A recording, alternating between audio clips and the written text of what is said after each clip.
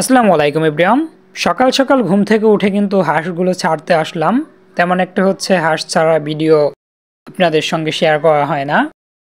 বিশেষ করে কোয়েল পাখি ব্যতীত অন্যান্য অ্যানিমেলের ভিডিও তেমন একটা বর্তমানে আপলোড করা হয় না।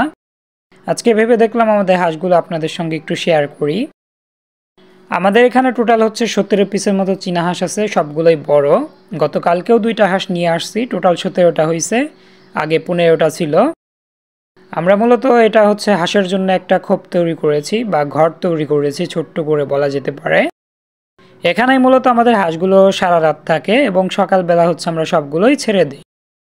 যেহেতু আমাদের ওইদিকে পর্যাপ্ত পরিমাণ জায়গা আছে বাড়ির পিছনের দিকে, মানে পুকুর টুকুর সহ, আমাদের কিন্তু বাসায় কিন্তু উন্মুক্তভাবে বা বাড়িতে কিন্তু উন্মুক্তভাবে আমরা হাঁস লালন পালন করতে পারি অনেকগুলো। সেজন্য তেমন একটা আর ওদের আবদ্ধ করে রাখতে হয় না। রাতের বেলা শুধু ঘরে থাকে, দিনের বেলা ওরা ওদের মতোই বাহিরে থাকে।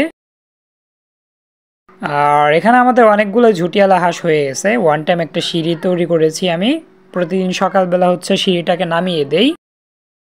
আর রাতের বেলা এখান থেকে বা হাঁসগুলো বের হওয়া শেষ হলেই কিন্তু সিঁড়িটাকে সরিয়ে দেই।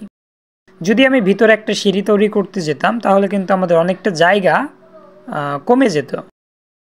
যেহেতু আমাদের হাঁসের যতগুলো হাঁস আছে এগুলোই জায়গা হচ্ছে না বর্তমানে, মানে এরকম ঘর আরও একটা বানাতে হবে। আর এদিকে দেখা যাচ্ছে আমাদের কিছু ডিম পেড়েছে হাঁসে। 3টা ডিম দেখা যাচ্ছে চীনা হাঁসের, আর বাকি একটা ঝুটিওয়ালা হাঁসের ডিম। আমরা চীনা হাঁস যতগুলো ডিম পারবে আগামী দিনগুলোতে সবগুলোই আমাদের ইনকিউবেটরে বসিয়ে দেব। এখন আমরা কিন্তু আপাতত আর কোনো প্রকার ডিম সেল করছি না, সবই আমরা বাচ্চা উৎপাদন করার চেষ্টা করছি। সবগুলো থেকেই বাচ্চা উৎপাদন করে বাচ্চা সেল করব। এখন বর্তমানে আর কোনো প্রকার ডিম আমরা সেল করব না। অনেকেই আমাদের বিভিন্ন সময় দেখা যাচ্ছে কল করে কিন্তু চীনা হাঁসের বীজ ডিম চাচ্ছেন আমাদের কাছ থেকে। আমরা বর্তমানে আর কোনো প্রকার চীনা হাঁসের ডিম সেল করব না, কমপক্ষে আগামী 2 থেকে 3 মাস।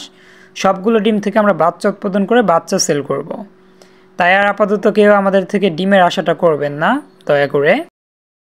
আর আলহামদুলিল্লাহ আমাদের কিন্তু পর্যায়ক্রমে ডিমের প্রোডাকশনটা বেড়ে যাচ্ছে।